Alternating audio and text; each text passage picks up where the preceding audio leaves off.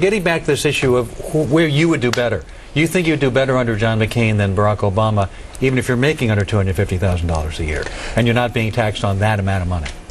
Yes, I do. Why would that be? If you would actually say maybe $1,000, $2,000 a year under the Obama tax plan? Because, I mean, you start bending principles, then where does it stop? I really do think it's an issue with principles. I mean, it's not right to take someone else's money who has worked, harder or has better breaks, like I was saying last time. I just wouldn't feel comfortable with that. Yeah, but we have a progressive tax system in this country where those who have made more traditionally have always paid more, higher percentage.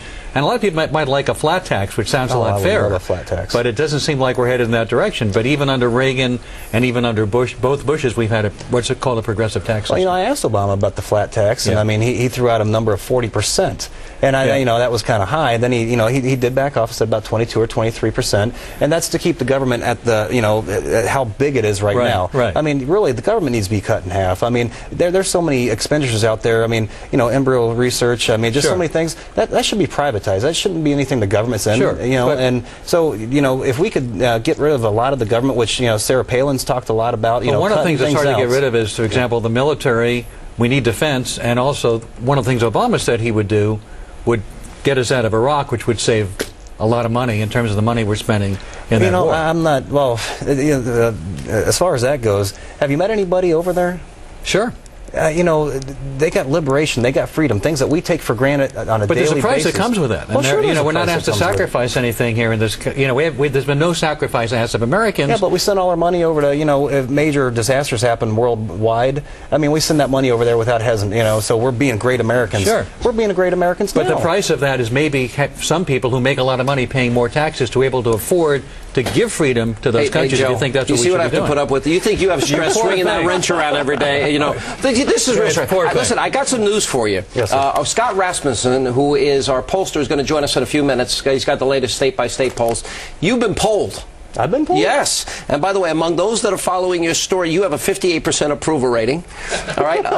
When are you running? By the way, a 37% disapproval rating. 71% of Republicans approve of everything you're doing, and 64% of Alan's left-wing socialist friends don't like you. Please throw in the word communist while you're at it. All right, close. Well, I believe in not socialism. I believe in social issues. I believe in social works. I mean, I think it needs reform, something fierce. I have friends, that make so much money, but if they make just a couple dollars more, yeah, the government's picking their pocket. Well, not only picking their pocket, but they're taking their child support away, or they're taking child care away. They're taking the food away. I mean, so you don't really, you're not wanting them to succeed. You're penalizing them. I want to talk about the left wing, and this is not Alan, in fairness to him, but there have been vicious attacks. You don't have a license. Joe doesn't have a license. You've been a master plumber for how many years? I'm not a master plumber. I'm just a plumber. You're a plumber, but you work under the license of your boss. Yes, I work under the license of my boss. And you went to school 3.5 years. You have 6 months left to go to get your own master's plumbers. Yes, yeah, I'm going to bypass the journeyman, and I'm going to take my test and get my master's license. That way I can. So you never did anything illegal. In other words, the implication was, you're not even a real plumber. You've been doing this for 15 years. Yes. Yeah. Yes. All right. The other thing that people have been out there saying, well, you didn't pay your taxes.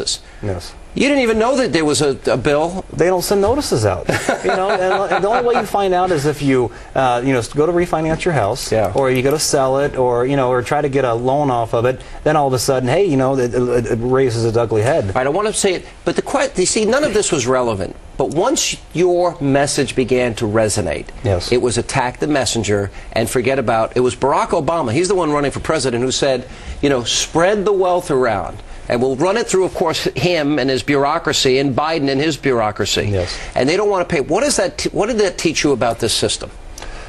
Go a little further as far as smear the messenger. Don't pay attention to the question, which was relevant. Well, that bothers me that they have to spend so much time on me. I mean, I am really just your average Joe. I mean, come November 4th, someone's going to have to go to work, and they're really going to have a tough job ahead of them, and they're going to sit here and talk about, if I have a license, or if I have I owe $1,100. I mean, these guys blow $1,100. I want to tell you one thing. I have beaten you though.